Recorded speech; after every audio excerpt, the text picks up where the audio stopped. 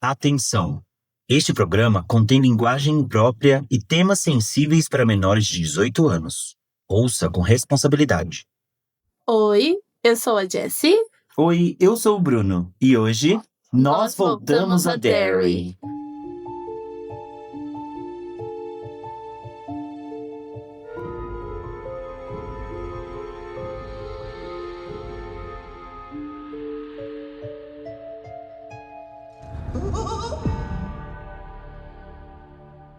Bem-vindos de volta, otários! Sentiram nossa falta?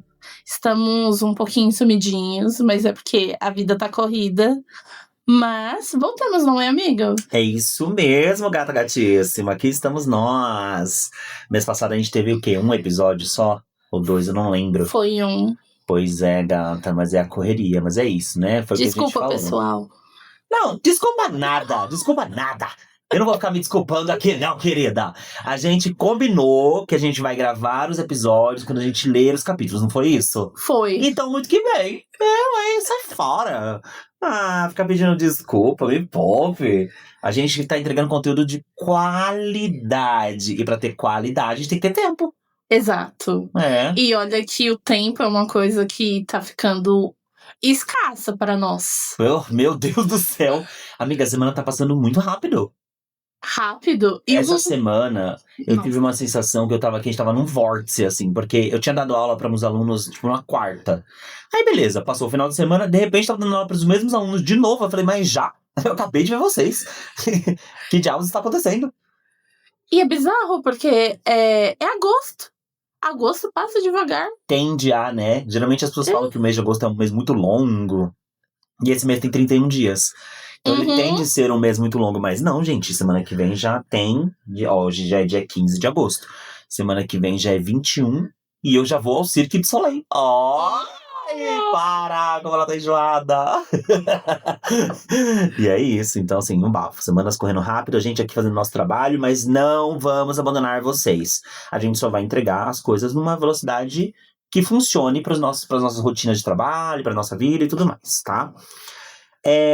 Amiga, hoje vamos falar sobre o capítulo 7 deste livro. Chegamos aí às páginas 300, né? Oh, glória! Do livro. Mas antes da gente começar a explorar esse capítulo, eu queria fazer uma indicação bem rapidinha de um livro que eu fiz no mês de junho. De julho. E que eu gostei muito, que foi A Canção de Aquiles. Inclusive, que foi um presente seu. Foi um presente meu. Você me deu esse livro e eu li ele, amiga, é muito bom. É muito bom. Na verdade, eu tô muito feliz, porque todos os livros que eu dei de presente pro Bruno... Todos foram bem avaliados, né? Foram todos favoritados. Amiga, você sabe o meu gosto. Você sabe qual é o meu perfil... literário. Eu tenho um perfil muito específico. Sinal que eu tô fazendo uma boa curadoria. Total. Você me deu In Memória, que eu li e eu adorei, que são jovens na Primeira Guerra Mundial, né? Um livro LGBT sobre jovens que se apaixonam e vão lutar na Primeira Guerra Mundial. Você me deu Nadando no Escuro, que é um livro também que é muito triste, mas eu amo, eu também achei a história muito boa. E você me deu A Canção de Aquiles. E todos foram favoritados. Nossa, minha curadoria, sim, ela tá babadeira. Inclusive, gente, quem não me segue lá no Scoob, pode me seguir no Scoob, porque eu sempre, quando eu tô lendo alguma coisa, conforme eu tô lendo, eu vou comentando lá, deixando alguns comentários bem ácidos. Você abriu um Letterboxd. Eu abri um Letterboxd. Eu não tinha um Letterboxd, menina. Passada, é divertido, né? É muito divertido, eu amo aquilo. Dá uma nota pra um filme que você assistiu e deixar um comentáriozinho lá, achei bem interessante. Montei várias listas já, meus favoritos dos anos 80, meus favoritos de terror, meus musicais favoritos, tem vários top 10. Olha, eu gosto muito. É um aplicativo amei. que eu acho que é bem interessante. Muito. E pra quem está aí estudando inglês, é bom porque dá pra praticar bastante. Pelo fato de ser majoritariamente usado por americanos, então tem muita resenha de filme em inglês. É verdade. Muito legal mesmo. Eu gostei bastante, viu? E você, o que tem feito, amiga, ao longo dessas semanas? Além de trabalhar. Além de ser capitalismo, isso. E ficar resfriada. Sim, sim. Amiga, você precisa procurar um médico urgente. Esse resfriado ele tá se alongando demais, viu? Nossa, tá difícil. A vida tá triste devido aos resfriados. Você tomou a vacina da gripe? Não. Ah! Amiga, sua antivax. Não sou. Inclusive, eu preciso arrumar tempo pra tomar de sarampo. Tome, gente, tomem vacina, tá? Não caiam nessa historinha antivax péssima da extrema direita de que, ai, não precisa tomar vacina, ai, a vacina faz mais mal do que bem. O cuzão deles. Tá? Já que a gente tá num episódio que foi deixado um aviso bem claro que essa linguagem é imprópria, eu vou ser bem impróprio, tá? O cuzão deles. Então tomem vacina sim. Mas enfim, o que você tem feito? E eu voltei, né, pro meu curso de coreano. Tudo! Surtando um pouco, né? Evoluímos de nível. Mas será que eu consigo? São outros 500. Amiga, fala uma coisa em coreano aí pra gente, vai. Fala aí. 안녕하세요. Mas isso é muito, tipo, óbvio, né, amiga? Isso todo mundo fala. Fala uma coisa que você aprendeu, tipo, sei lá, uma coisa aleatória. Uma coisa aleatória? 저는 선생님이에요. O que significa isso, amiga? Eu falei que eu sou professora. Ai, olha, em agosto eu comecei as minhas aulas de italiano, né, com a minha professora. Inclusive, um beijo pra Mônica, minha professora de italiano. Ela é maravilhosa. Ela é completamente surtada igual eu e você. Então combina pra caramba. Meu Deus. As nossas aulas são muito divertidas. E aí eu aprendi a dizer vaffanculo. Me parece um xingamento. E joguem aí, gente, no tradutor. Vaffanculo, cazzo. É muito legal. E legal que a gente tem muitas coisas com a língua, né? De idiomas, né? Sim. Ambos falamos português, ambos falamos inglês. Aí você foi pro coreano como sua terceira língua. Eu fui pro italiano como minha terceira língua. Eu acho que é o karma de todo estudante de letras. Acho que geralmente quem vai pra esse caminho de letras sempre vai ter uma curiosidade muito grande por outras línguas. Isso é muito legal, gosto demais. Sim. Enfim, então é isso. Então essa foi a nossa semana, gente. A gente leu livros. Você tá lendo muito esse ano? Não mesmo. O que você leu, ultimamente? Eu li mangás, né? Que eu sigo lendo a saga do Jujutsu. E eu comecei a ler O Rastro da Mentira, mas eu não cheguei a terminar ainda. E tava bem interessante. Acho que eu parei em 5%. Não, eu li mais. Eu li 11% do livro. Tava bem interessante. Eu li recentemente A Canção de Aquiles. Aí eu li A Quarta Asa. Que eu gostei. Amiga, eu gostei. Não é genial, tá? Não é tipo assim, uau! Mas a criação de universo é bem interessante, assim. O universo é interessante, os personagens são interessantes, o Zayden é um gostoso. Então, tipo assim, interessante, é um livro interessante. Não é 10 de 10, mas é um livro interessante. E agora eu tô lendo A Mangueira do Bombeiro.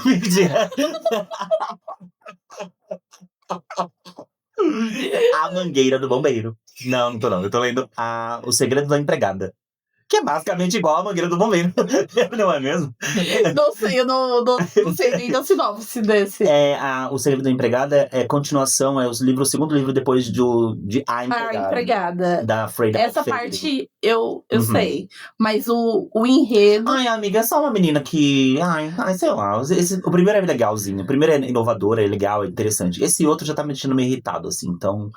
Enfim, anyways, depois traremos resenhas sobre. Inclusive, eu queria deixar aqui uma ideia, tá? Para um próximo capítulo separado do nosso podcast. Eu queria que a gente falasse sobre a literatura atual e como que as pessoas enxergam a literatura atual. Eu acho que seria interessante, porque, meu Deus, como tem gente escrevendo coisa ruim hoje em dia. Eu acho que é super válido. Eu acho que a gente pode trazer. Eu queria saber de vocês aí que estão escutando a gente, se vocês gostariam de ter um episódio extra aqui do Back to Derry falando sobre isso, falando sobre os autores nacionais, os autores atuais, como a juventude enxerga a literatura atual, porque eu tô de cara como que as pessoas no Scoob, no TikTok, eles dão notas muito altas para livros que são muito ruins, amiga. É sério. Livros que eu li esse ano que eu falei, não acredito, sabe? Tipo, eu dei 1 estrela, aí eu entro lá no Scooby, a galera, tipo, magnífico, nossa, que maravilhoso, eu amei. Mudou a minha vida. Mudou a minha vida, eu durmo agarrado com esse livro. E eu pensando, meu Deus, mas a história é uma bomba, a linha narrativa é uma bomba. Do Tchacabum. Sabe? Ai, enfim.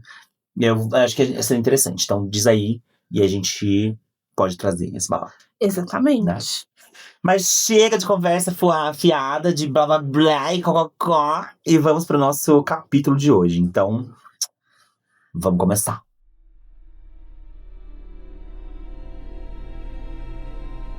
Parte 2.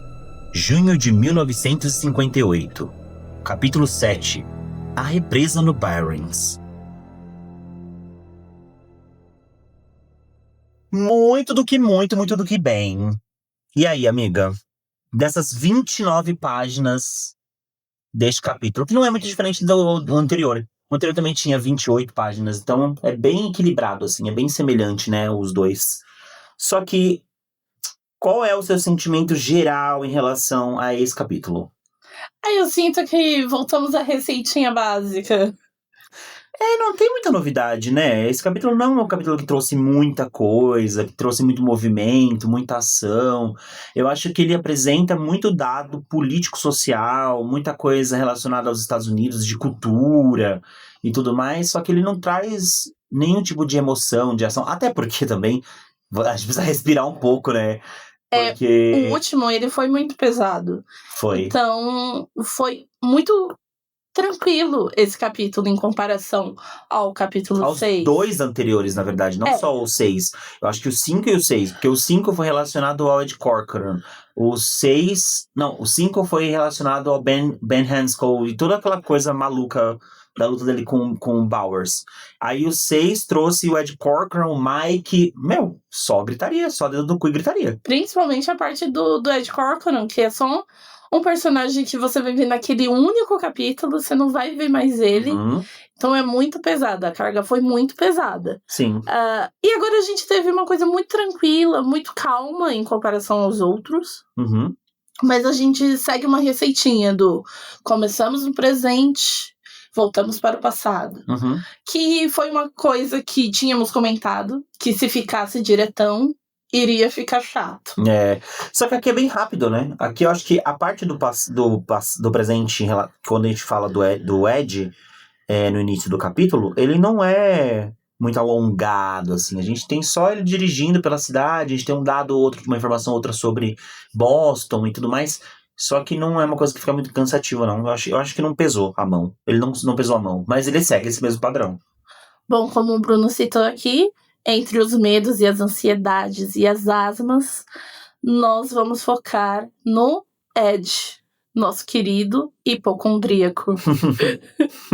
Sim, ele traz muito desse conceito dentro da obra para falar sobre até onde a nossa mente pode pregar uma peça na gente ou não, até onde, qual é o limiar da realidade e daquilo que a gente enxerga por medo, por receio e tudo mais, por manipulação. Então, acho que esse é o foco principal dentro desse capítulo. E isso também vai mostrar um pouco da fragilidade humana, o terrível, assim, o medo da certeza, do horror, o que é horror, o que é real. Então, é bem filosófico, né? E eu acho bem interessante ser no Ed vir essas questões pelo fato dele ser uma pessoa que, segundo a mãe, é considerada frágil. Uhum. Então eu acho que faz muito sentido ter essas opções aqui, esses links, em relação ao Ed. Sim. O pontapé inicial do 01 desse capítulo é o Ed dirigindo um Cadillac preto 1984 pelas vias expressas de Boston. E aí, pra quem não sabe, Boston é uma cidade, né, dentro dos Estados Unidos da América. E é bem conhecida, né? E quando fala de Boston, eu também lembro de The Handmaid's Tale, Conto da Aia. Porque a parte mais forte ali, né, da junção do movimento deles é em Boston. Inclusive, leiam o Conto da Aia. Nossa, leiam, gente, é um bafo. Tanto o Conto da Aia quanto Testamentos. É bem legal. Testamento é um livro que eu não finalizei, só de metade, mas eu sei que é um livrão. É um livrão, é bem legal. Que conta a história das meninas, né, da filha da June e tudo mais. Então, assim, é muito legal mesmo. Mas, enfim, então a gente abre ali na cidade, quando ele tá dirigindo, e a cidade parece que é uma cidade de mortes ressentida por uma tragédia do passado, porque é uma cidade parada.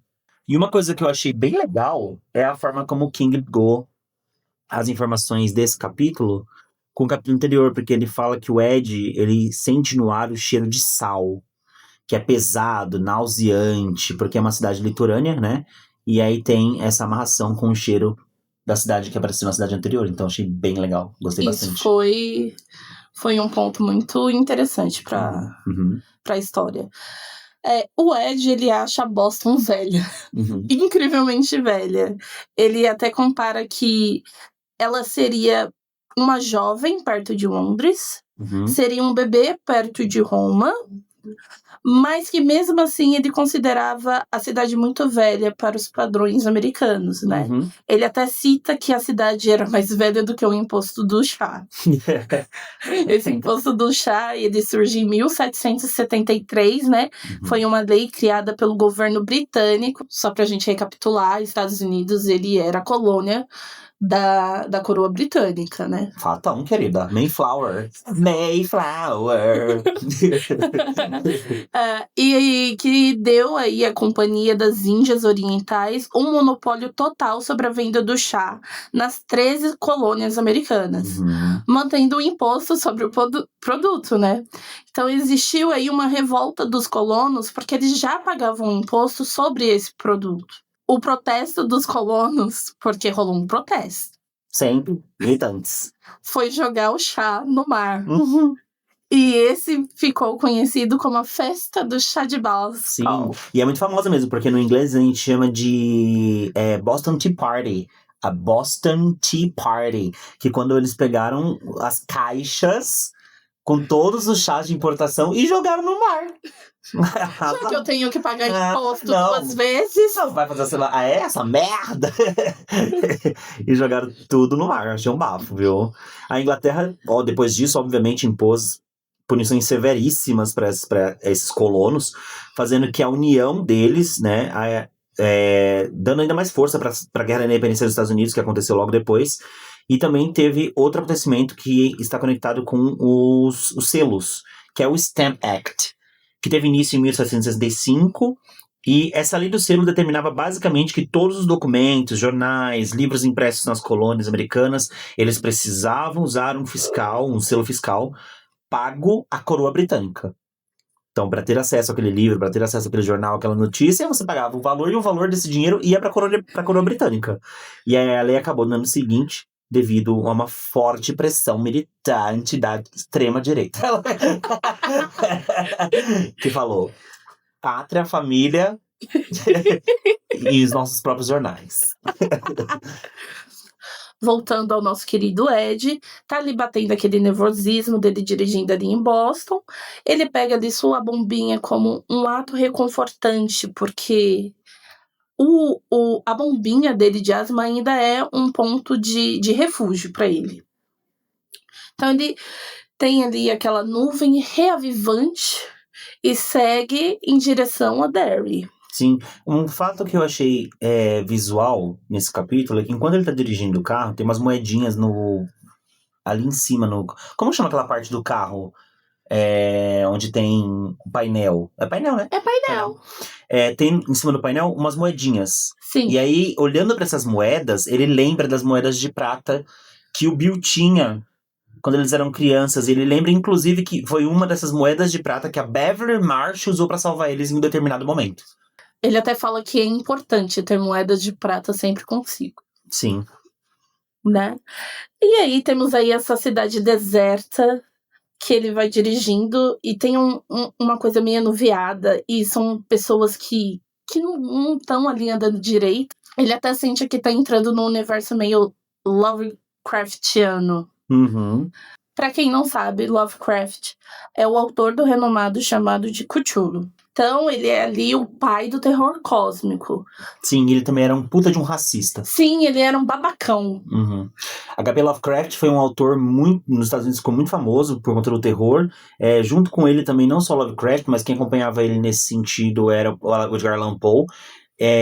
Mas o Lovecraft era muito racista. Nossa, as obras dele exploravam de uma maneira muito racista. Inclusive tem até uma série que eu não sei se tá na Netflix, eu não sei se é da Netflix ou da HBO, Mas é uma série que foi inspirada numa obra do H.P. Lovecraft. Ele coloca pessoas negras como personagens principais das histórias dele, geralmente, mas ele retrata tudo de uma maneira muito racista, assim, é bem, bem ruim, de verdade, assim. Eu não sou muito fã desse autor, não. Eu respeito a posição dele como pai do terror cósmico e tudo mais, só que é um autor igual Monteiro Lobato, por exemplo. A minha visão é igual. Que é famoso, mas que é extremamente racista e nada respeitado. Eu compreendo a importância dele pro gênero, mas eu não... Pra mim, ele é um nada. Sim. Mas aqui faz sentido o King citar ele, até por conta da época que It a Coisa foi escrito.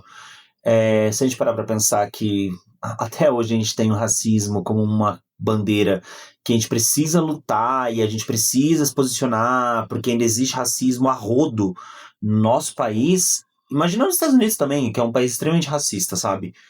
O movimento Black Lives Matter veio para poder tentar deixar isso mais em evidência e tudo mais nos últimos anos, mas a gente sabe que os Estados Unidos é extremamente pautado nessa ideia da branquitude, Da o pacto, segregação. segregação, pacto de branquitude. Isso acontece muito. Então eu entendo ele usar isso como referência dentro da obra dele, até porque, né, nessa época, como a gente já ressaltou várias vezes, o King, ele tava bem Chapado. louco da xereca, então... então, assim, faz muito sentido, né? Outra coisa que é citada pelo Ed, conforme ele vai fazendo esse caminho, é o receio que ele tem de subterrâneo, porque ele poderia fazer todo esse percurso de trem, de metrô, para evitar dirigir, mas ele fala que não é uma boa ideia, porque metrôs deixam ele assustado por conta do inconsciente do que pode vir de baixo. Então, obviamente, isso é uma referência a todos os acontecimentos futuros que a gente vai explorar em relação ao Clube dos Otários, e o momento em que eles se enfiam embaixo de Derry, nos muitos túneis, né, que levam até o covil do Pennywise. E é por isso, então, que ele decide dirigir. E outra coisa que influencia muito é o fato de que os meninos sempre disseram, tipo, você tem uma bússola na cabeça, Ed. Isso era uma coisa que era muito dita pelo Bill durante toda a aventura deles em Derry. E acho que isso fica evidente, acho que é por isso que ele usa isso como base e por isso que ele virou um motorista. Por isso que no futuro, né, a profissão que findou ele foi ser um motorista, porque ele sempre foi bom com caminhos. O Ed, ele tem medo de vivenciar tudo de novo, embora memórias estejam embaçadas, né? Porém, ele sabe que um mal voltou para Derry, um mal que deveria estar morto há 27 anos. E um ponto interessante é que ele fala que esse mal que tá em Derry, ele tem mais cara do que o Lon Chaney. O brilhantismo de King em citar o Lon Chaney como uma parte da coisa é incrível, porque esse ator, ele é conhecido como um homem das mil faces. Foi um ator, diretor, roteirista e maquiador norte-americano. Ele é considerado um dos mais versáteis do cinema mudo. Tinha uma habilidade extraordinária de se transformar fisicamente em qualquer personagem. Ele mesmo elaborava suas maquiagens, o que pra época era algo assim inovador e revolucionário mesmo, né? Porque a gente sabe que ali, década de 20, cinema mudo, o que você tem é sua cara. Eu lembro de Chaplin muito quando fala de cinema mudo. E a gente fica muito preso nisso, né? Preso numa referência só. Porque automaticamente quando falam assim, cinema mudo, quem que é a primeira pessoa que vem na sua cabeça? Charlie Chaplin. Mas o Chain, ele foi o primeiro Eric de O Fantasma da Ópera. Pra quem não sabe quem é o Eric, é o próprio Fantasma da Ópera. Uma bosta, detesto. Detesto das óperas, é péssimo. Nossa, detesto a história, detesto o personagem. Cristina, ai, cala a boca, vai pra merda. Nossa, deu ranço. Mas pra época, ele fazer aquela maquiagem de fantasma foi, assim, o badalo do momento. Ele também foi o Quasimodo em O Corcunda de Notre Dame. Já gosto muito mais. Eu adoro a música dos sinos, eu adoro a Esmeralda. Eu gosto, é muito melhor. Muito melhor. Muito dinâmica, muito melhor.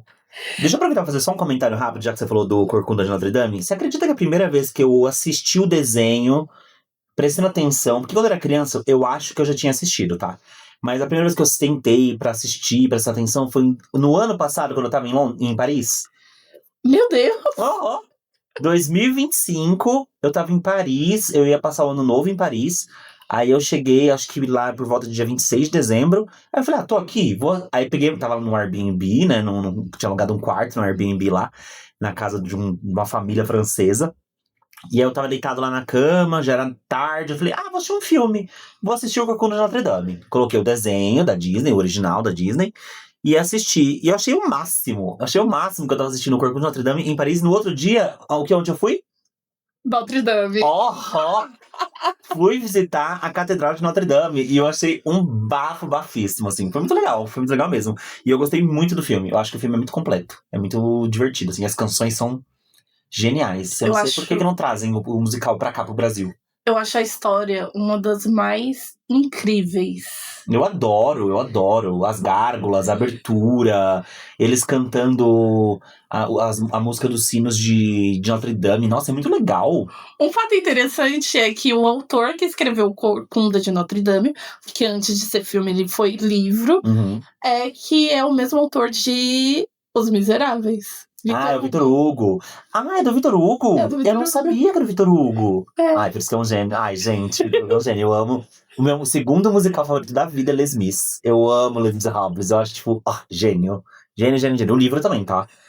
Quase. A gente podia falar sobre, amiga, porque é um livro. É uma talagada, hein? Minha filha, acho que ele é maior do que It, tá? Ele é maior do que It, se eu não tiver enganado. Ele tem 1.300 e pouco. É gigantesco. Eu tenho uma versão, deixa eu dar uma olhadinha lá. Ele deu de presente. Ai, que linda! Olha, amiga, talvez seja um sinal. Também acho. Pra gente falar de Les Mis, hein? Eu lembro que quando o Bruno me entregou o livro, amiga, te trouxe um presentinho de aniversário. Eu pensei, meu Deus, eu não vou ler isso nunca. Agora vai, que a gente vai fazer um podcast sobre. Agora eu estou sentindo vontade de ler. Ai, cara, amiga, é maravilhoso. É maravilhoso. Ele tem um capítulo inteiro que ele só descreve os esgotos de Paris. Ele passa, um capítulo, 50 páginas só falando do esgoto de Paris. É uma loucura. Enfim, anyways, vai lá, continua. Bom, voltando ao Chain. Os pais dele eram surdos. E isso deu a ele uma facilidade de expressões faciais muito grande. Porque acredito que alguma parcela aí já sabe, né, que pessoas que fazem Libras, só que Libras é língua brasileira de sinais, tá, gente? O inglês é ESL, é English Sign Language. Precisa ter muita cara. Tanto é que pra mim não deu. Eu não sou caruda.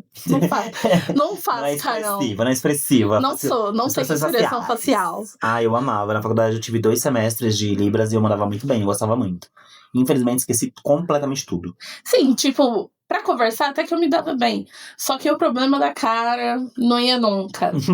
Mas é aquilo. A gente não pratica, então a gente perde, esquece. Né? Infelizmente. Deixa eu fazer o seguinte, eu vou deixar um post no Instagram, lá no nosso feed, falando mais sobre o Channing. Então, quem quiser saber mais, aprender mais sobre ele, eu vou deixar lá uma fotinha, pode ser que tenha umas fotos dos trabalhos dele dentro do cinema mudo, e também um carrossel, e vou colocar também um textinho lá pra vocês lerem e saberem mais sobre esse ator, diretor e roteirista. Tudo bem? Que é maravilhoso e todo mundo deveria conhecer. Sim. Falando do Ed, de novo, o Ed, ele é um personagem que ele mostra muito afeto, ele é muito sensível, né? Ele é muito sentimental. Eu acho que o Ed é um menino muito sentimental, assim, pra idade dele. Eu suspeito que ele seja canceriano, não é possível. Não faz o menor sentido, amiga, ele não ser canceriano, porque, ele é muito sentimentalzinho, né? Muito sentimentalzinho. E ele tem uma demonstração de carinho muito grande pelo Bill. Só que no próprio livro fala, Ed amava Bill. Só que não amava no sentido de amar, de relacionamento, de romance. E sim como um irmão mais velho. Porque existe essa admiração muito grande de um para o outro, assim, do Ed para com o Bill. E ele sentia ele como um Big Bill, né? Como uma pessoa que podia vencer o diabo. Uma pessoa que tinha a diversão garantida. Que com ele todos os ha-has seriam ótimos. E o dia seria cheio desses ha-has. Que é uma coisa que a gente ainda vai explicar daqui a pouco o que é. E assim, nossa, como o Rich é irritante. Nossa, amiga, olha, se eu fosse amigo dele, cada dia dar um soco na cara dele. Que menino chato. Mas Todo mundo aceita que ele é chato. Nossa, ele é muito chato, meu. Pentelho. Que inferno. Mas enfim, então é interessante a gente estabelecer essa linha, assim, de como o Ed sempre admirou muito, como ele amava muito Bill e tudo mais. E nessa jornada as lembranças vão retornando, porque quanto mais Boston vai ficando pra trás, mais Derry vai se aproximando e mais as lembranças vão tomando conta. Como acontece com todos eles, né? Com isso, partimos para o segundo ponto. Entre segredos e sinais, a gente vai formando um grupo. Uhum. Voltamos ao Barrens. E a gente vai voltar aqui pra 1958. Mais um dia normal, não é mesmo? Ai, Deus. Essas cenas acontecem diretamente logo após a briga deles com o Bowers. De novo. Então, assim, mais um capítulo. Nossa, aqui o King, ele fica num volta-volta, né? Não, eu queria entender, Caraca! quando ele tava escrevendo, como que ele conseguia raciocinar? Tipo, isso daqui vai ser depois do dia 19. Não, Dia 20. Ele fez assim, ó. Ele desenhou o que aconteceu com eles e o Barrons lá. O Bowers no Barrons. Então, eles estavam lá, brigaram, o Ben pareceu todo sangrando, eles estavam lá construindo a barragenzinha deles. Beleza. Aí o outro capítulo volta pro Mike no dia seguinte. Aí o outro capítulo, que é esse, volta pro meu dia seguinte, mas com essa galera. Então, enquanto eles estão aqui construindo a barragem, o Mike tá lá com a bikezinha dele explorando... Na verdade, eu já tinha vivenciado, porque... o parque. Aparentemente, eles aparecem aqui no Barrens um pouco mais à tarde. Sim. E o que o Mike viveu foi, tipo, às 5 horas da manhã. Que ele tá lá no parque, ele vai lá no parque do canal, né? No parque porque ele teve um pressentimento. Onde o Ed Corcoran foi assassinado. Então, é tudo no mesmo outro dia, assim. Tudo no dia seguinte. Muito bem conectado. Eu acho muito bem conectado. Mas, cansativo, né? Pra caramba.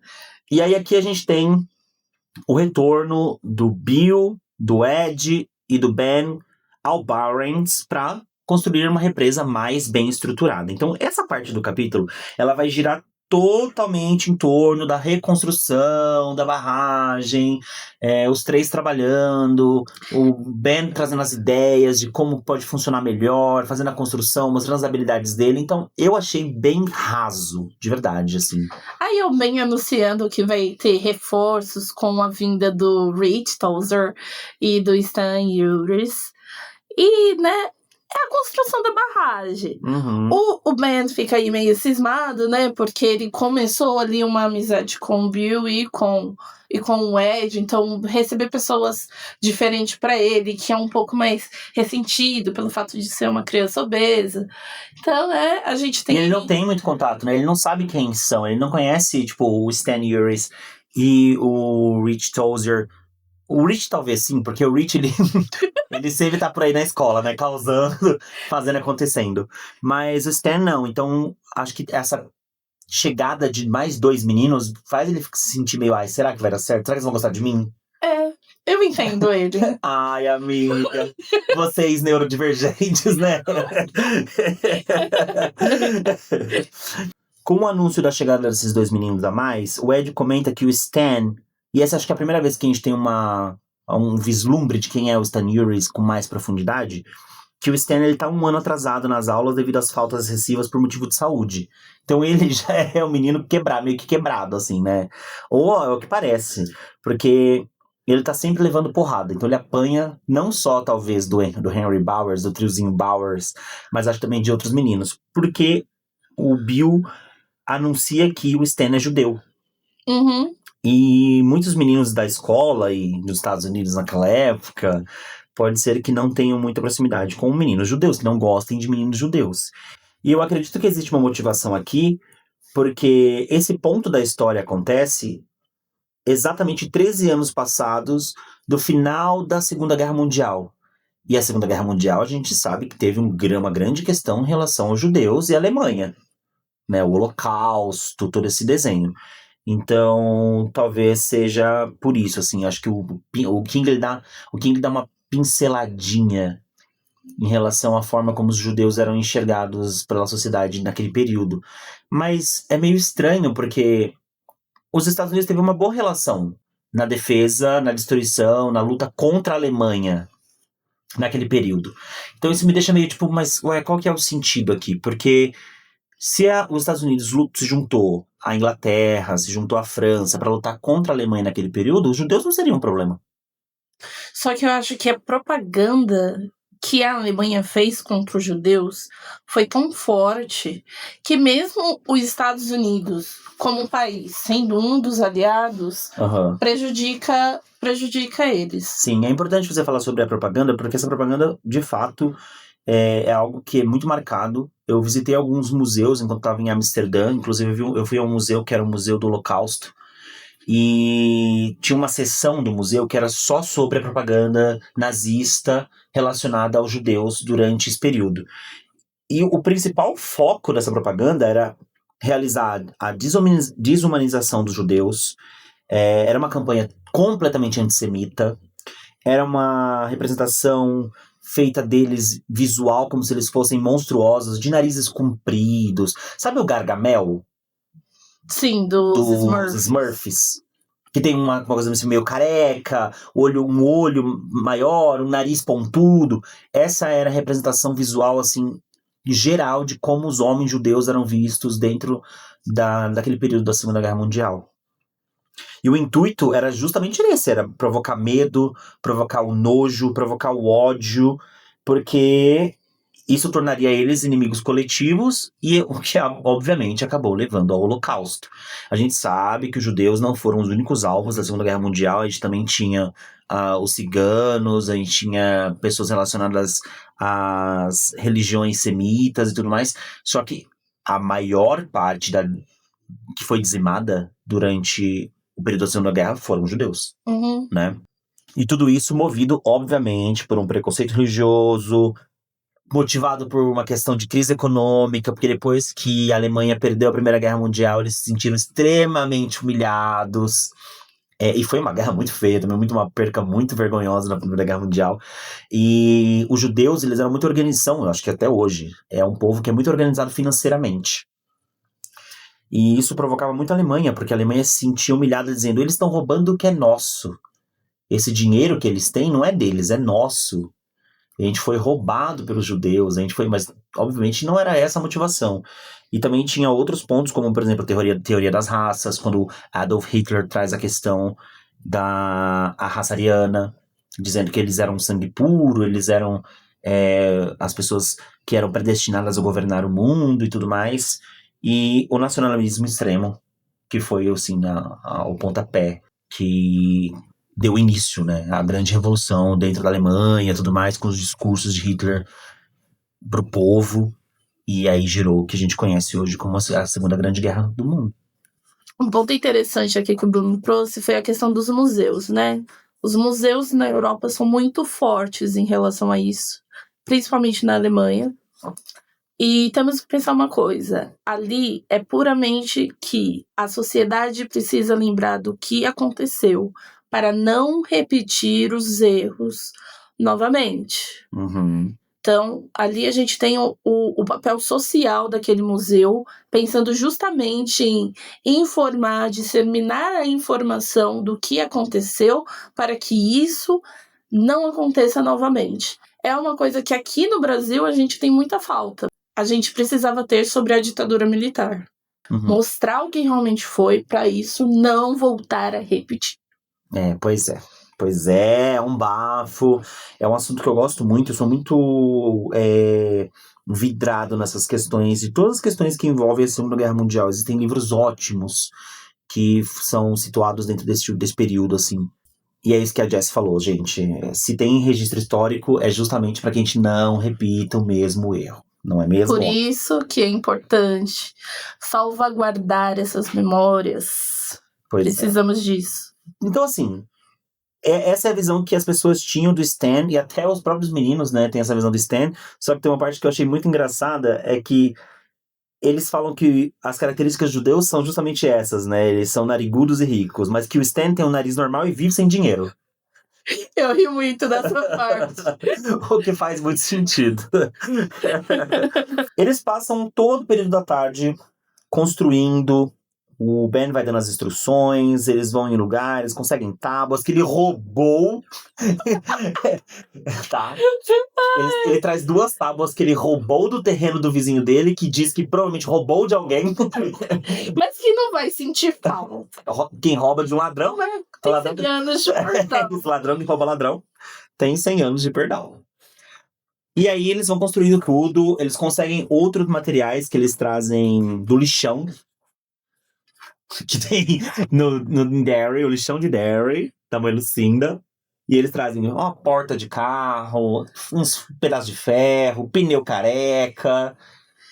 Eles usam tudo, né? Uhum. É interessante que é citado nessa parte que quando o Ben sorri, dá pra ver o fantasma do homem bonito que ele iria se tornar. E é uma coisa que eu e o Bruno já tinha comentado lá no capítulo das ligações, que o Ben devia ser um homem muito bonito. E ele é mesmo, gente. E aqui a gente confirma. E ele virou, gente. Ele virou um homão. Ai, que tesão.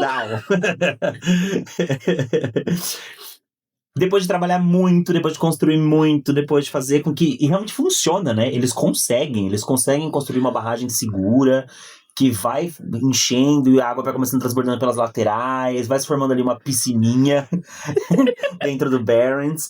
E eles fazem uma pausa para um lanche. Os refrescos. Enfim, os refrescos. E o Ben, ele é um menino gordinho. Então, obviamente, né? O livro deixa bem claro, assim, tipo... Ele traz os lanchinhos. Uns lanchinhos, não, amiga. Ele traz um monte de coisa. Eu acho o máximo. Ele é parado, gente. E traz um pão, e traz um lanche, e traz uma fruta, e traz um refresco. Nossa, eu bafo a lancheirinha dele. E aí eles vão conversando, né? Surge ali a curiosidade de saber como é que o Ben se livrou ali dos problemas dele. Todo mundo lembra que ele estava todo machucado, ensanguentado, sujo e sem até tênis. Não é? Aí ele disse que conseguiu chegar antes da mãe dele, jogou as roupas fora, tomou banho e os hematomas. O que você fez? Aí eu disse pra ela que eu caí. De felicidade. Porque as férias chegaram, eu saí correndo, levei um tombão. Foi isso, mano. Com isso, aí vem a chegada de Rich Toes e o Stan Uris, né? E o Rich, ele já chega fazendo cenonas. Ai, irritante. Eu sei que é um personagem importante pra história, mas toda vez que ele abre a boca me irrita. Ai, que moleque chato. Ai, que pentelho. Ai. Nossa, se eu fosse amigo, eu ia afogar ele no laguinho. Falar, olha aqui de pertinho a água. A cara dele enfiando a cara dentro da água e matando ele afogado. Porque menino chato. Eu não sentia isso da primeira vez. Não sentia, mas agora ele é muito chato, meu. Ele só faz comentário inconveniente. É que, amiga, eu tenho um negócio que eu tenho a coisa da vergonha alheia. Eu sinto muita vergonha alheia das pessoas às vezes, sabe? Tipo, sabe quando você tem aquele amigo que ele quer ficar fazendo... Que ele não é engraçado... Mas quer forçar. Mas ele quer forçar, tipo assim, deixa eu forçar a ser engraçado para as pessoas gostarem de mim, porque minha vida é uma bosta, e eu tenho que ser o engraçadinho do grupo, me dá muita vergonha alheia. Eu sinto que o Ed também tem isso. Ai, e ele tá todo certo, ele tem toda razão. Porque, e como não teria? E assim, todos os pensamentos que o Ed tinha em relação ao Rich, eu concordava com todos. Porque ele é realmente muito, muito, muito complicado. Uma frase que eu gosto que tem no livro, ele fala assim, que o Rich, ele é um momento. Ele se faz ser percebido, não importa onde ele esteja, ele vai fazer ser percebido desde sempre, e a boca de lixo dele não exclui ninguém. Isso é um fato. Caraca, ele é muito chato, cara. E isso gera, obviamente, uma tensão coletiva no momento que ele chega. Porque agora a gente tem os 5. A gente tem o Bill, o Ed, o Ben, o Rich e o Stan. Tá todo mundo lá, trabalhando bonitinho pra poder parar os vazamentos laterais, né? Da represa eles fazem lama, vão colocando do lado ali pra parar. Vão buscar mais coisas no lixão e tudo mais. Só que o tempo inteiro ele tá sempre fazendo uma piadoca. Ele tá sempre, tipo, soltando uma gracinha. Ele já chega, tipo... falando do corpo do Ben, sabe? Falando que o Ben é gigante. Chamando ele de monte de feno. Ai, menino. Gordofóbico, lixo. Lixoso. Sabe? Para de ser assim. Mas por incrível que pareça, na parte da construção, até que ele ficou com a boquinha dele fechada, ele obedecia ali o Ben, porque o Ben, ele coordenava ali todo todo o aparato da represa. Ele falava onde que tinha que encaixar tal peça, o que tinha que fazer com tal laminha para poder arrumar ali a represa que tinha dado um leve probleminha, porque a barragem tava com a barragem tinha o material, né, orgânico para segurar as tábuas. Então esse material orgânico começou a entrar dentro da barragem. Isso prejudicaria tanto a barragem quanto a água. Então eles vão ali arrumando e o Rich até que ele se comporta. Não, ele participa, mas ele não cala a boca um minuto, amiga. Na parte dele, ele fala o tempo inteiro. Que eles entram de tênis, eles começam a pisar de tênis na barragem, aí fica com o pé todo ensopado, um All-Star cheio de água. Ai, olha, sinceramente, viu? Sinceramente. Termina-se a construção da barragem, eles sentam mais uma vez pra descansar, isso já é quase, passou das 4 da tarde. E aí vem uma coisa que me incomoda muito na escrita do King, que é essa banalização da juventude deles, lembrando que eles têm 11 anos de idade, 11 para 12 anos de idade, e aí o Rich pega um maço de cigarro, que é a marca chamada de os cigarros Winston, né, e oferece para os meninos como uma recompensa pelo trabalho duro. Cigarro para uma criança, de novo essa história deles fumar, sabe? Tipo, ai, amiga, olha, não vou nem me estender muito, porque já sabe a minha opinião sobre isso. Essa parte é bem bosta. A gente já tinha comentado em outros episódios sobre essa questão do cigarro, mas dessa vez a gente tem uma marca. Ela surge nos Estados Unidos em 1954 pela R.J. Reynolds Tobacco Company. É um dos primeiros cigarros com filtro. Para aquela época, isso estava sendo vendido como inovador e revolucionário, porque começou a surgir as primeiras pesquisas de que cigarro fazia mal para a saúde. Então, né, o que a gente vai fazer? Vamos colocar um filtro. O filtro vai barrar tudo. Ah, vai sim, com certeza.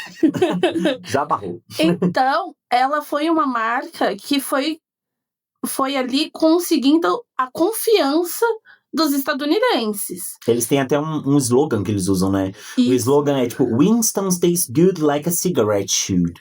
Que basicamente é, Winston tem um sabor bom como um cigarro deve ter. Um sabor bom?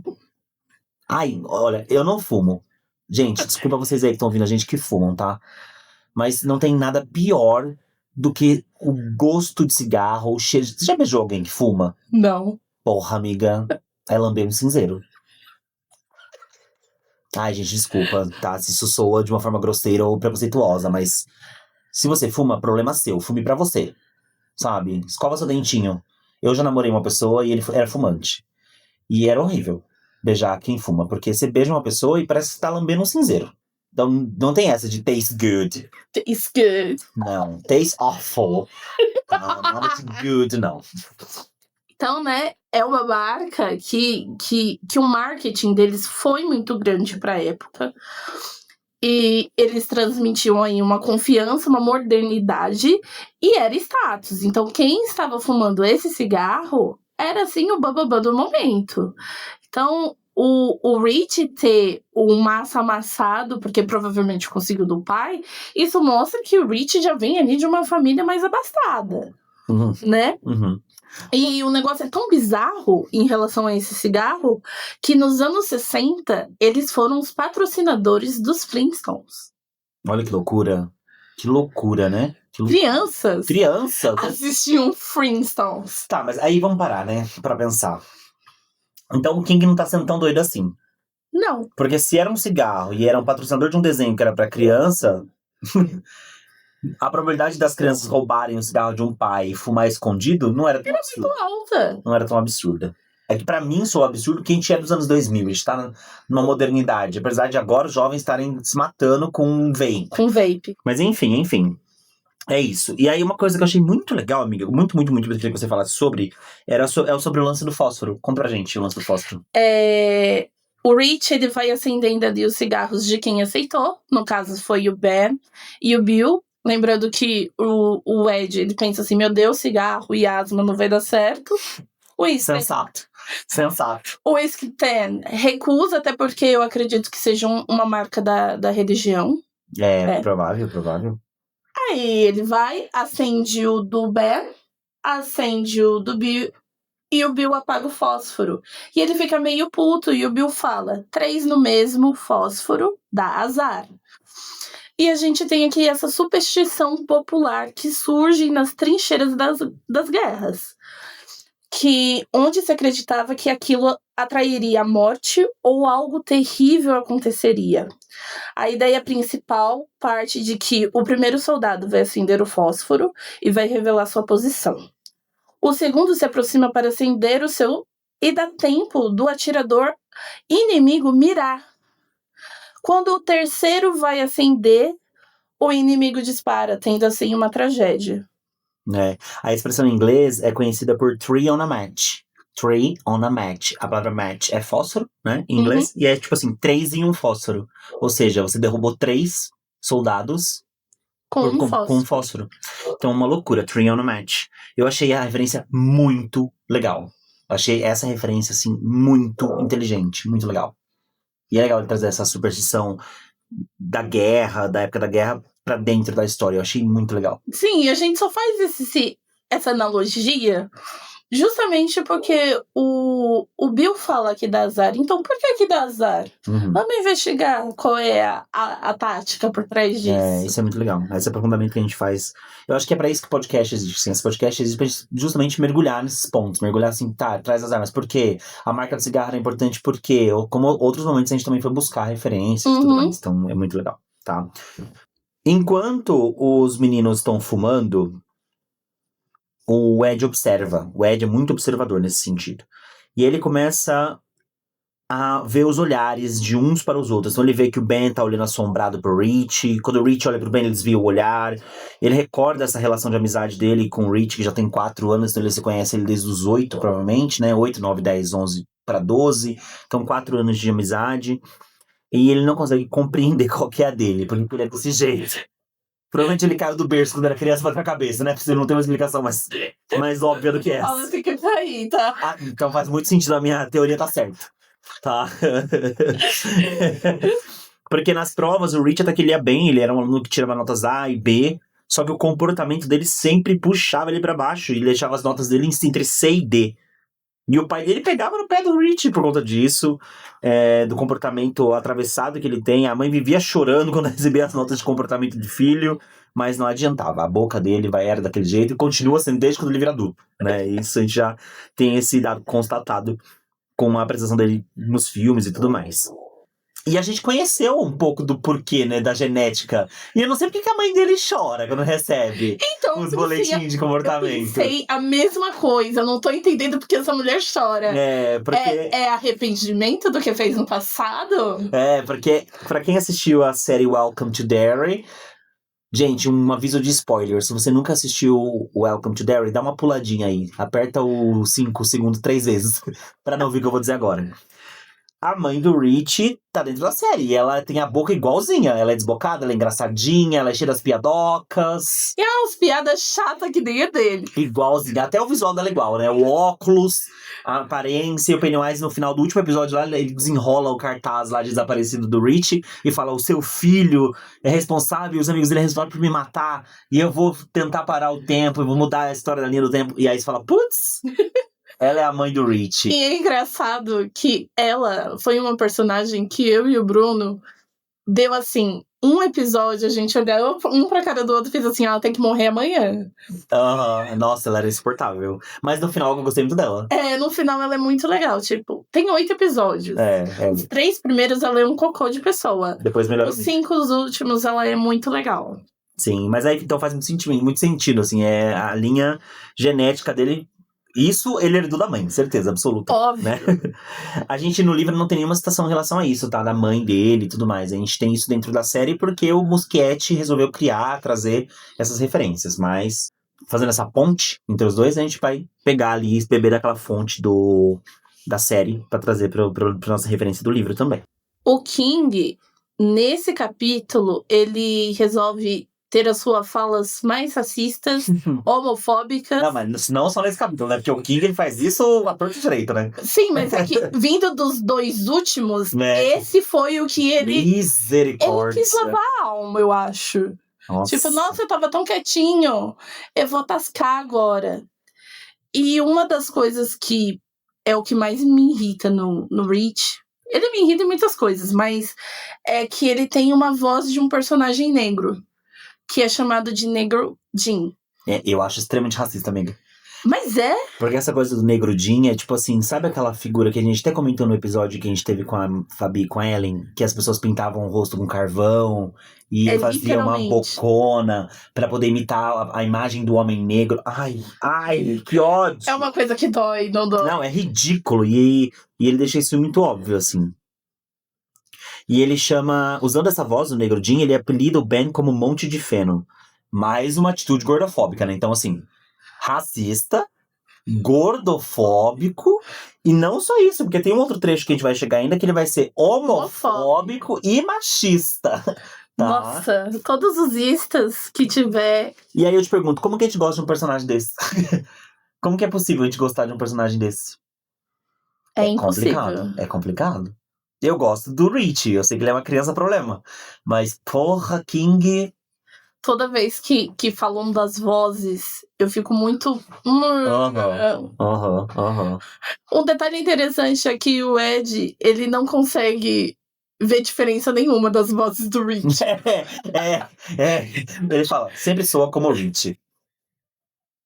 Ai, esse Rich. Ele faz as vozes, mas é sempre o Rich. É sempre o Rich. E até ele tem uma parte que ele fala assim, o sonho do Rich era ser ventriloquista, mas ele nunca consegue, porque ele mexe muito a boca. Então assim, ele é uma falha total. Ele é uma falha total, esse menino. Ai, coisa. E ele conhece tão profundamente os amigos dele que ele sabe a hora que o Rich vai falar merda. Ele sabe quando o Bill tá escondendo alguma coisa. Então, de novo, a gente volta na percepção de que o Ed, ele é a criança mais observadora do grupo, assim. Ele observa, ele entende. Ele é atento, né? Acho que isso faz parte do traço de ter uma mãe com essa questão da saúde dele. Uhum. Então ele começa a perceber... Controladora, né? Isso. Então ele consegue perceber os mínimos detalhes de cada um. Sim. Enquanto eles estão descansando, sentados ali, pós-construção da barragem, ele tá olhando pro Bill e ele percebe que o Bill vai começar a falar alguma coisa. Dentro dele, um medo começa a crescer, porque ele prefere que o Bill desista, né, de falar, que o Rich faça qualquer tipo de piada escrota dele, fale alguma coisa, corte a ideia do amigo, porque ele sabe que a partir do momento em que o Bill abrir a boca, isso vai mudar a vida deles pra sempre. Muito sensitivo, né? Ele passou a manhã inteira observando o Bill, ele passou a manhã inteira entendendo que o Bill tava cinza, com o olhar longe. Eles estavam sentadinhos lá na hora que eles estavam descansando. O Bill tava olhando para além da floresta, para as árvores, com um olhar distante. E aí quando o Bill olha para ele, ele desvia o olhar. Então ele já tava observando, ele já sabe. No ímpeto, ele sabe o que tá acontecendo. Todos eles, né?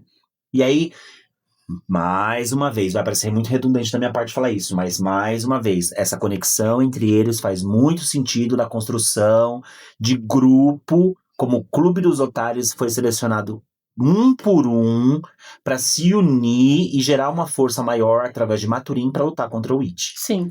Só que não adianta. Não adianta. Ele fica lá torcendo o dedinho dele pro Bill não falar nada.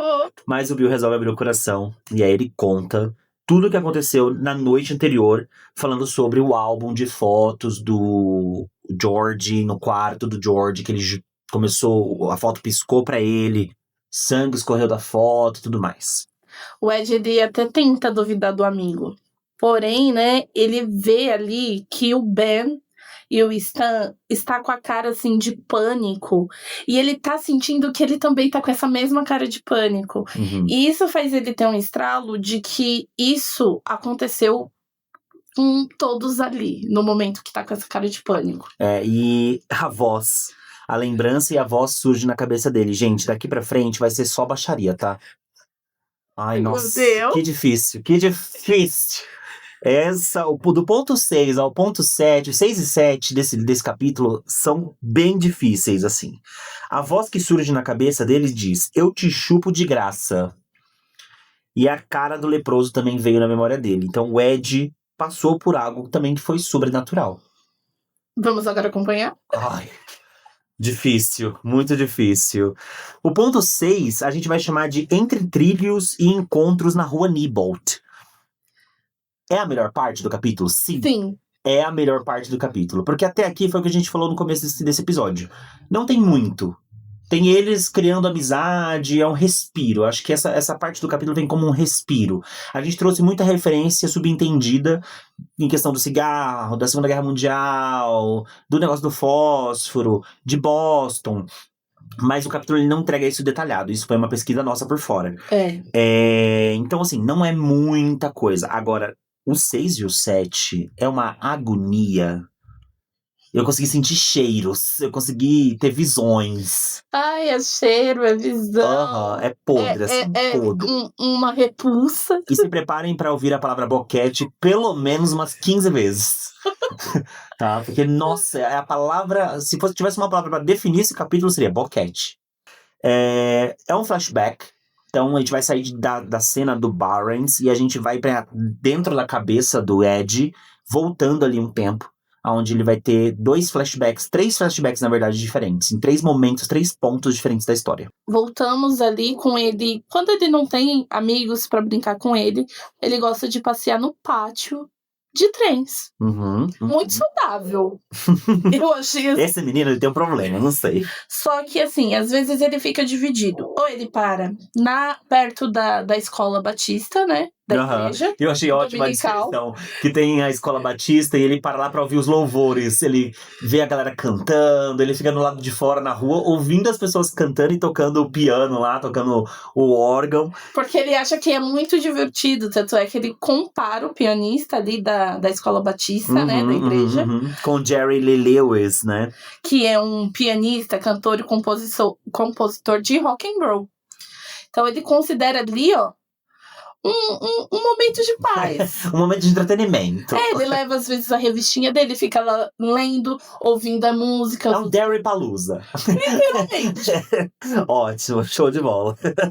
Só que tinha dias que a escola dominical estava fechada, então ele seguia ali para o pátio de trens. Quando você falou pátio de trens, uma coisa que me veio na cabeça, literalmente, eu como uma grande fã de Rei Leão, foi o cemitério de elefantes.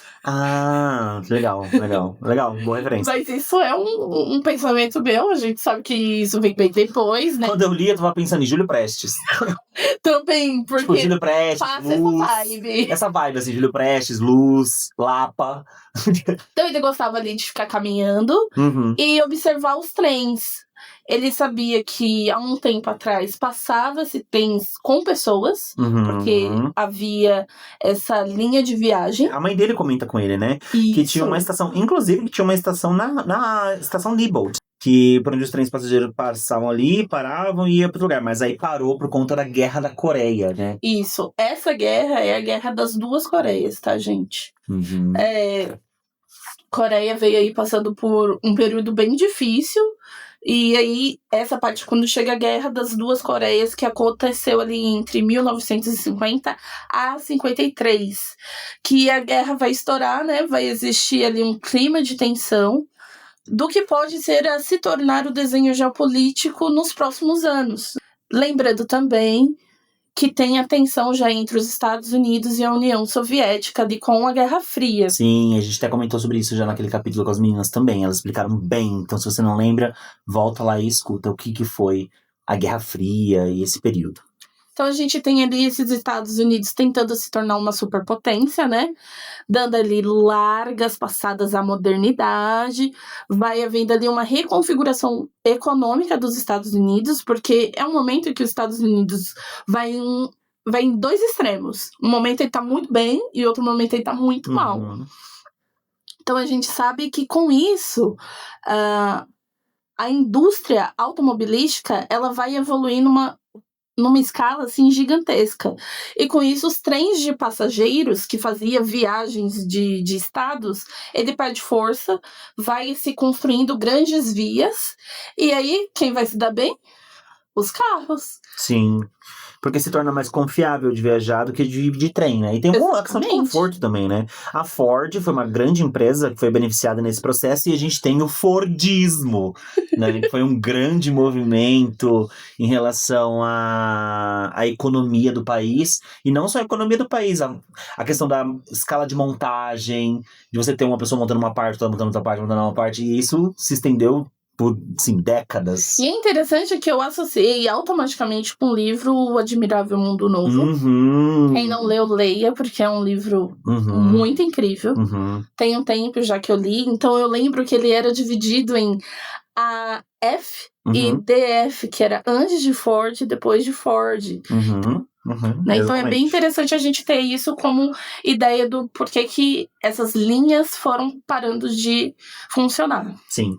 E uma dessas explorações do Ed pelo pátio de trens, ele viu um trem de carga que também passava pelas essas mesmas linhas, e aí, num desses momentos, uma das pessoas que estavam lá dentro do trem de carga começa a conversar com ele, gritar com ele lá do trem, e joga uma caixa. Do nada, simplesmente ele joga uma caixa. Pra sua mãe! Ele fala, leva pra sua casa isso aí, entrega pra sua mãe. E aí ele fala, mas o que tá acontecendo, menino? Jogou uma caixa e do nada, ele bebe uma garrafa, né, tá bebendo um drink, tira uma garrafa marrom, bebe, ainda joga a garrafa, ele tá assim, o cara do trem, ele tá embucetado. Completamente embucetado. E ele amarra a caixa com uma corda na bicicletinha dele, arrasta a caixa até em casa. Só que antes, quando ele tá ali prendendo a caixa, ele ouve que tem alguma coisa se movendo dentro da caixa, se mexendo, uns cliques, um barulho, ele não sabe o que é. Mas mesmo assim, podia ser um Trax. Mas mesmo assim, ele leva pra casa. Não faz o menor sentido. E aí, quando ela chega na casa dele, ele vai abrir, a mãe dele abre essa caixa, e o olho dela, assim, fica enorme, ela fica com uma cara de alegria, porque dentro da caixa estão 4 lagostas. Não é uma vivas. Lagosta, é uma lagostona. Calma aí, não é um lagostim. Que tem diferença entre lagostim. Não sei se você já experimentou, amiga. Não. Mas tem uma diferença entre lagostim e lagosta. Lagostim mas eu já vi. Lagostão. São diferentes. Sim, ele se recusou a jantar, a mãe dele prepara as 4 lagostas, mas ele se recusa completamente a comer, porque ele tá apavorado por conta dos cliques e os barulhos da ele ouviu, garra depois viu elas vivas ali. Protetor dos animais. Sim. Não, eu acho que é mais pela má impressão que ele ficou também. E aí a mãe dele chama a amiga, a melhor amiga, Eleanor Danton, pra ir na casa pra comer a salada de lagosta, né? Elas ficam vendo umas revistas, lendo umas revistas lá de fotografia e fofoca, que é basicamente a nossa Tititi, né? É, a nossa Tititi em Minha Novela, né? Quem é da década de 90, 2000, vai lembrar que a gente ia na banca, comprar a revista Tititi pra saber o que vai acontecer. Como que a gente sabia o que ia acontecer na novela? Minha Novela. E era semanal, né? Semanal. Tinha, tipo assim, segunda-feira, o que vai acontecer de principal naquele capítulo da novela. Terça-feira. Tinha uns trechinhos, era muito bafônico. Muito. Sim. E algumas entrevistinhas, alguns posters. O negócio do signos. Sim. Horóscopo. O horóscopo. Nossa. Então, assim, tudo era muito revista, era muitas dessa época. Então, quando elas estão ali comendo a salada de maionese com lagosta, que eu achei chiquérrimo, elas ficam lendo a revista. Enfim, a mulher vai embora, a mãe do Ed vai dormir, com a barriga dela bem cheia, bem feliz, né? E no outro dia ele vai pra escola, a mãe ainda está dormindo, com a boca suja. Com a bocona suja de maionese, mas enfim. Depois de um tempo, né? O Ed, ele começa a perceber que os trens de carga diminuíram a constância ali. E ele queria saber o motivo. Sim, porque ele é uma pessoa curiosa. Sim. Ele conversa com o Sr. Braddock, que é uma pessoa que é responsável por cuidar do pátio. Ele vivia expulsando não só o Ed, mas o Ed, outras crianças ali, porque eles tinham muito receio de que as crianças iam naquela região pra roubar coisas. E acontecia. Sim. O próprio livro fala, né? Tipo, eles eram expulsos da região por esse medo. E acontecia, coisas eram roubadas. E aí o Mr. Braddock, o Sr. Braddock, explicou pro Ed que a empresa havia falido.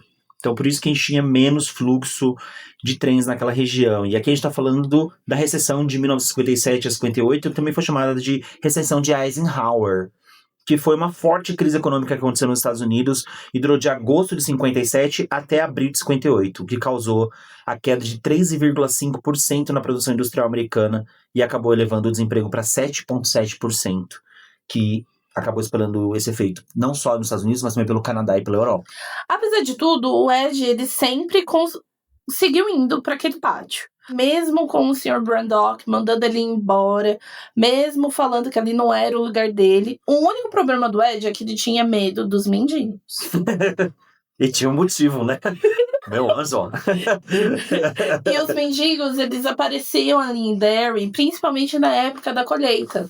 Uhum. Que eles conseguiam ali um empreguinho, conseguiam ali uns trocados. Sim, mas nesse vai e vem do Ed, naquela região, teve um momento, um acontecimento que foi muito pesado.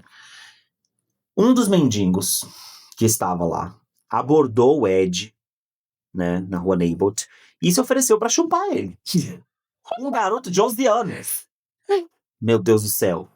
É engraçado a questão do valor, né? É 10 centavos. Não, começa... No começo não, começa pior, né? Porque começa com 25 centavos. Aí o Ed fala, mas eu não tenho 25 centavos. Aí o mendigo fala, eu chupo você por 10. Eu chupo você por 10. E aí ele fala, não, mas eu não tenho 10 centavos. E aí ele fala, tá bom, eu te chupo de graça. Eu te chupo de graça. De graça.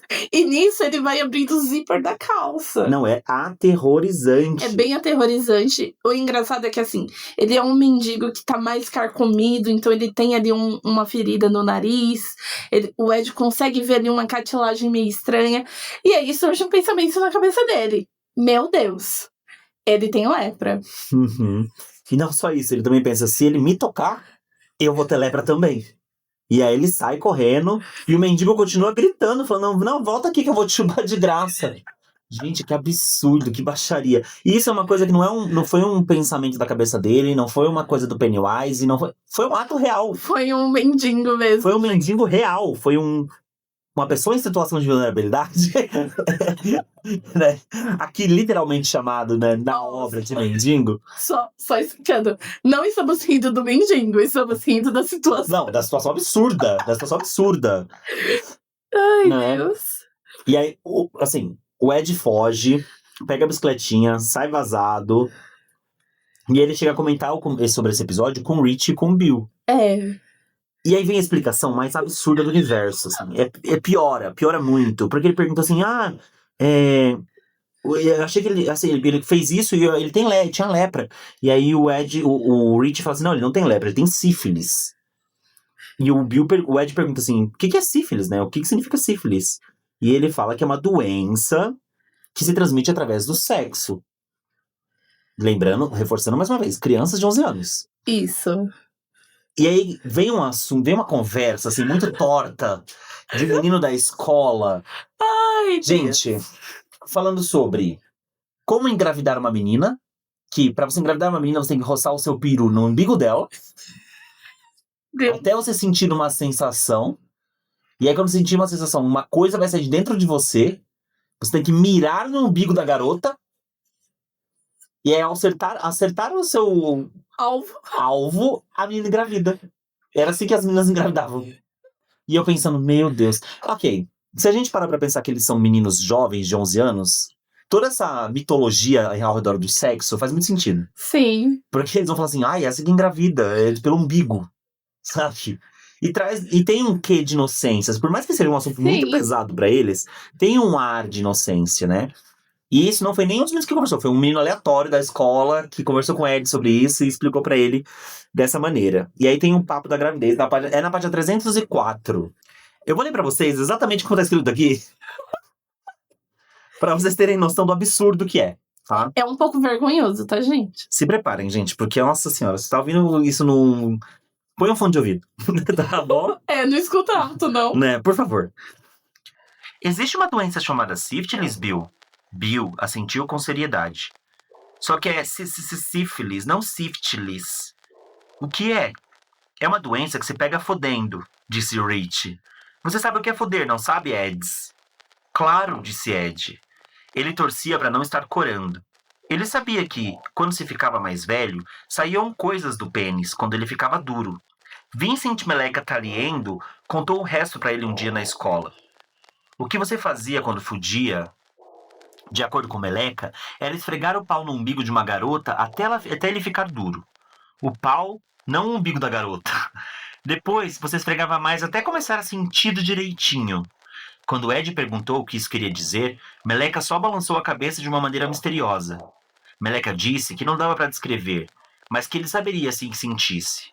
Ele disse que dava para treinar deitando-se na banheira e esfregando o pau com sabonete Ivory. Ed experimentou isso, mas a única sensação que teve foi vontade de urinar depois de um tempo. Meleca prosseguiu. Depois que você sentia direitinho, uma coisa saía de dentro do pênis. A maior parte das pessoas chamava de porra, disse Meleca. Mas seu irmão mais velho disse que a palavra científica verdadeira era sêmen. E quando você sentia direitinho, precisava segurar o pau e mirar rápido para lançar o sêmen dentro do umbigo da garota, assim que ele saísse. Entrava pela barriga dela e fazia um bebê lá. Com certeza. Com certeza. Com certeza. Com certeza. Então assim, gente... essas crianças, olha, compra coisas, compra. Era tanta vergonha alheia que eu sentia quando eu li isso. E não só isso, amiga, e não só isso, porque aqui o King trata o sexo como uma coisa totalmente torta, sabe, pra crianças da cidade. Não tinha nem que estar falando sobre isso, sabe? Ai, pelo amor de Deus, criança de 11 anos não fala sobre isso não, meu anjo. Quando ele chega nos 13, 14, aí as coisas dão uma mudada, a gente sabe disso. A galerinha na idade dos 13, ainda mais essa geração nova, quando chega nos 13, 14, 15, tem uma chave que vira, aí o hormônio já tá aqui, ó. A luzinha vermelha do hormônio na cabeça divertidamente. Tá pirando. E aí, beleza, agora aqui é muito cedo. E fora isso, existem 2 comentários que são ditos que eu fiquei tipo assim... que sífilis era uma doença de mulheres e gays. Que homens também poderiam pegar sífilis, mas só se eles atraíssem sífilis da própria mulher ou transando com outros homens. E aí eu fiquei tipo, ai, Deus. Mas é uma coisa que era muito difundida. A gente já falou sobre isso também aqui no podcast, que na época, quando o HIV explodiu na década de 80, o HIV era denominado como uma doença dos gays. Sim. Sabendo que até hoje em dia, se a gente fizer uma pesquisa lá, se vocês jogarem no Google, vocês vão ver que a quantidade de mulheres héteros que contraíram HIV também é um número altíssimo. Uhum. Então, assim, gente, essa história não cola, tá? Não cola. E aí eu até anotei no cantinho do livro assim, machista e homofóbico. Porra, King, machista e homofóbico. Aí é difícil de defender. Não tem um capítulo que não tenha a palavra bicha. Nossa, não tem um capítulo que não tem, é verdade. Aqui ele não fala nem gays, ele fala bicha. Se você for uma bicha. Mas enfim, então eles têm toda essa conversa sobre sífilis, cococó, e ele morre de medo, que a gente sabe que o Ed é hipocondríaco, e tem todo esse rolê. Esse acontecimento foi real, como a gente reforçou aqui. Mas, logo em seguida, a gente entra no ponto 7 do livro, e aí sim, a gente tem um título que minha amiga aqui que deu, que eu achei genial, que é... Leprowise. O Leprowise, gente, que é o Pennywise leproso. Porque justamente a gente sabe que o Pennywise ele vai usar da própria forma, né? Ele vai se transformar naquilo que você tem mais medo. E não tem mais nada que o Ed tema do que mendigo leproso que vai, né, querer chupar ele. Então, a gente entra nesse bloco. A curiosidade, ela é inimiga da sobrevivência aqui, né? Total. Eu gosto muito dessa primeira frase que abre o capítulo, essa parte do bloco do capítulo, porque a curiosidade é inimiga da sobrevivência. E eu posso dizer que o Ed ele não tem mais o que fazer da vida dele pra se colocar numa posição dessa. O Ed, ele fica muito impressionado com aquilo que ele já tinha vivenciado antes. Então ele resolve voltar na casa 29 da Rua Daimel. Se tornou ali o hiperfoco dele. Não, idiota, né? Porra! Se você tá lá, um mendigo se oferece um leproso, doidão, cracudo, se oferece pra te fazer um boquete, você com 11 anos de idade, você vai voltar lá? Eu vou voltar lá pra saber de onde é que ele surgiu. Amiga, eu não vou nem fudendo. É essa a ideia dele. Idiota. Eu não voltaria. Na verdade, eu não voltaria nem mais para os pátios de trem. Nem eu. Sai fora. Mas ele volta, né? E ele pensa, como é que esse cara saiu daqui? Uhum.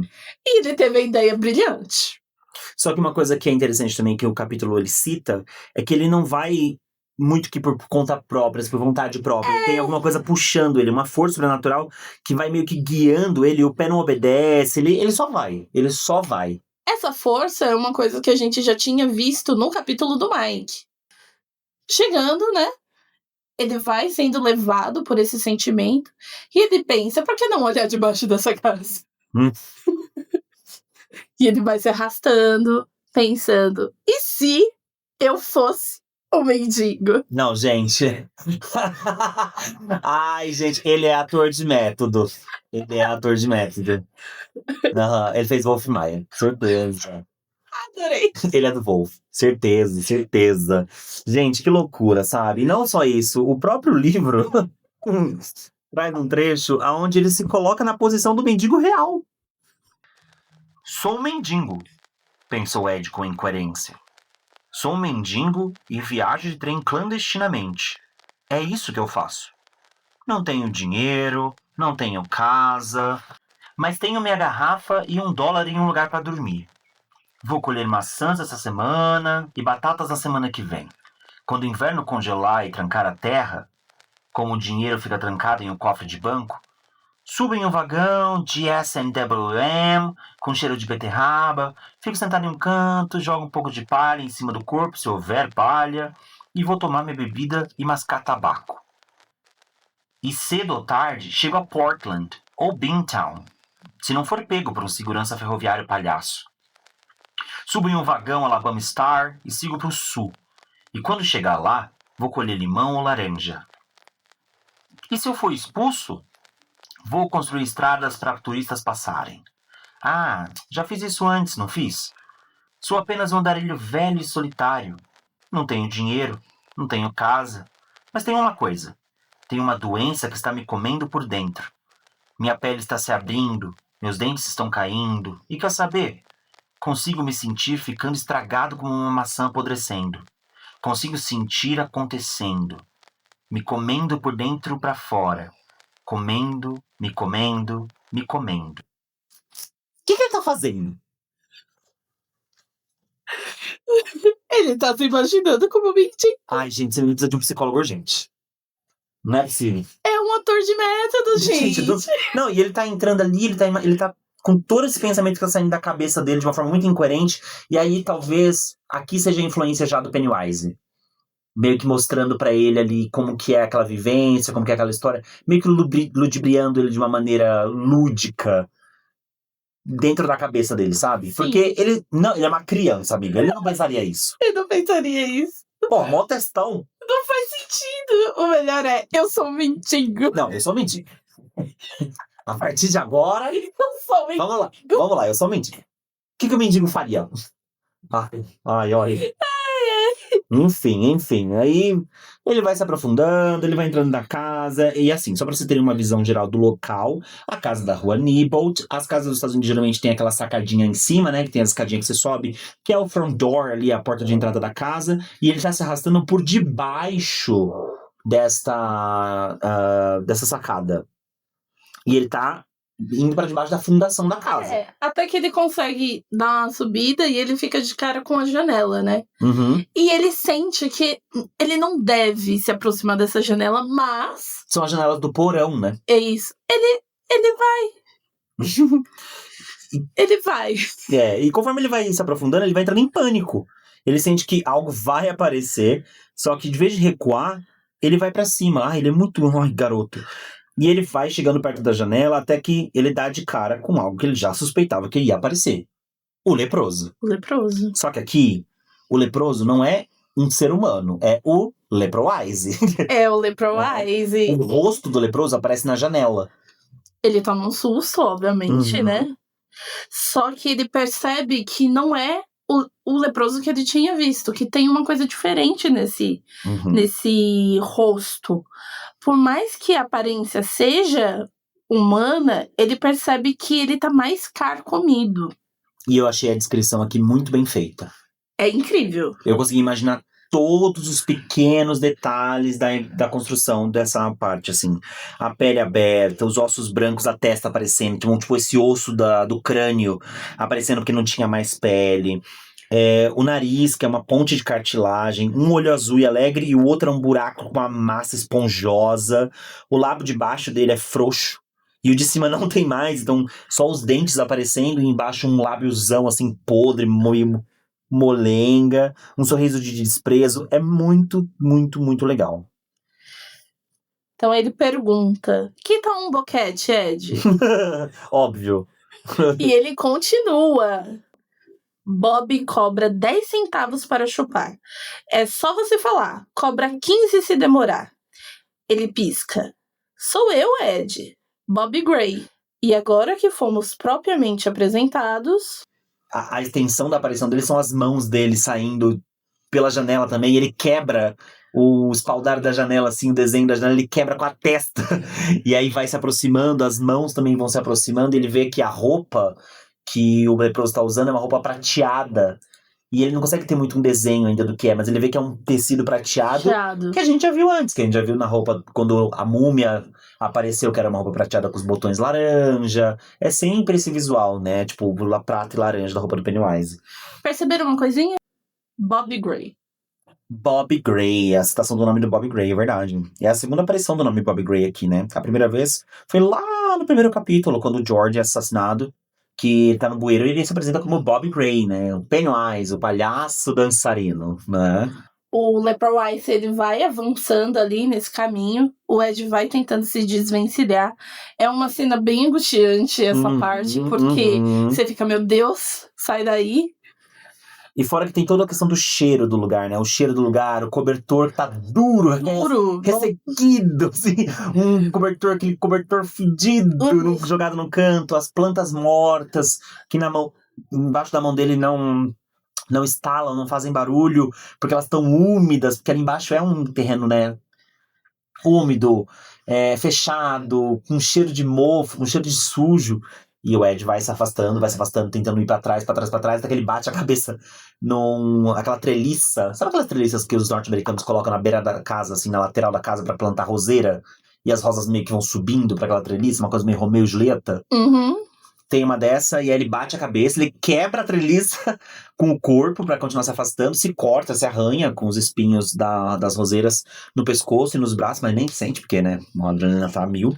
E com isso, o Pennywise, ele vai avançando ali, aí você consegue ver mais da roupa prateada com os botões laranja, você consegue ver mais da distinção. E uma coisa que eu achei maravilhosa é a língua dele, que cai pra fora da boca, uma língua de 90 centímetros, como se fosse uma língua de sogra, desenrola da boca dele assim, e tem uma meleca amarela escorrendo da língua, tem purulenta, os besouros que correm por entre a língua e também dos braços dele, então assim, é muito visual, eu achei massa. Sem contar que essa língua, ela vai crescendo ali uns 90 centímetros, então, ou seja, uma coisa muito comprida. E aqui a palavra coisa começa a voltar a aparecer com letra maiúscula. Então a gente já sabe que tá falando propriamente do Pennywise. Sim. Então é isso. E aí ele consegue fugir, obviamente, Ele se desvencilha ali, pega a bicicletinha dele, sai correndo. Outro detalhe é... boquete. Ai, gente, vou até poupar vocês disso, porque assim, ele fala boquete umas 50 vezes nessa conversa. Uma coisa que chamou minha atenção foi a questão do toque no pescoço, porque ele sente, né, a mão no pescoço dele enquanto ele tá fugindo, ele sente um toque no pescoço. E ele não sabe se é por conta das teias de aranha que ficou tudo preso no cabelo dele. Ele lá prefere não olhar. Ou se é a mão do leproso, mas ele nem olha pra trás, ele só sai Mas aí ele consegue ouvir gritando ali, volte sempre que quiser, Ed, e traga seus amigos. Sim. E isso encerra o contato dele com o Pennywise naquele momento, no leproso. Então, a figura pro Ed é o leproso. A gente volta com o fim dessa parte pro Barrens. Então a gente volta pro presente dos meninos, porque o Ed criou a coragem que ele precisava e contou pra eles em relação a esse contato que ele teve com o Pennywise. E isso desperta a narrativa de outras pessoas, não só dele, mas também o Ben. Então o Ben também vai narrar o contato que teve com o Pennywise, vai falar que também viu a figura, mas no formato da múmia. E nessa conversa, o Rich, ele tá muito cético. O Rich, ele aceita a história do Bill, porque ninguém questiona o Bill. O Bill é o líder. O Bill é o líder. Ele é o líder do grupo. Ele vai mentir? Jamais. Jamais, não, ele é o líder. Se ele disse que viu a foto piscar, é porque ele viu a foto piscar. Exato. Mas aí ele questiona o Ben e o Ed. Tipo, não, o que você viu foi um mendigo. Não, múmias não existem. Ele tá falando do balão, né? Ele fala por acaso você não sabe que o balão não pode voar contra o vento? Que é improvável? É improvável. E aí o Ben, ele fala da roupa, né? Não, a mesma roupa, os balões lá flutuando, a roupa prateada com os botões laranja. Então não tem como inventar, cara. É muito igual. E eles questionam o Rich se ele também já tinha visto alguma coisa estranha. E ele fala que não. Ele fala que a única coisa que ele viu estranha foi um cara chamado Mark Brederlist mijando no Parque Macron. E ele fala assim que é a única coisa que ele viu porque ele era o pinto mais feio que ele já viu na vida. Aí é interessante que o Ben olha e fala assim, mas fotos também não piscam. Uhum. O Ben foi a primeira pessoa a questionar o Bill. Não, acho que nem foi um questionamento. Acho que foi uma coisa assim, tipo, você não pode desvalidar o meu e validar o dele. Se você tá falando que o dele é real, a foto piscou pra ele, obviamente o nosso também é. Então, assim, ou você acredita em todo mundo ou você não acredita em ninguém. E é nesse momento que todos ali entram em um certo pânico e eles olham pro Stan. Uhum. E o Stan vira aquele momento de questionamento. Stan, você viu alguma coisa? E ele tenta fugir a todo custo. Ele fala que não primeiro, né? Fala, você viu? Ele fala, não. Só que os meninos, a cara de pavor dele tá estampada. Devia estar branca. Não, conhecendo ele... Branca. Branco, lábio branco, pressão baixa. E aí ele nega, ele fala que não. Aí pergunta de novo, ele fala que não de novo. E quando ele vai falar alguma coisa, a gente tem um corte do capítulo. Que foi muito filho da... Que eu achei ótimo. Que é o Sr. Neil. E ele interrompe com... Jesus Cristo da calça curta.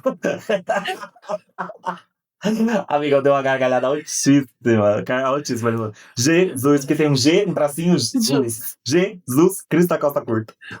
O que vocês fizeram aqui? E aí, o capítulo acaba.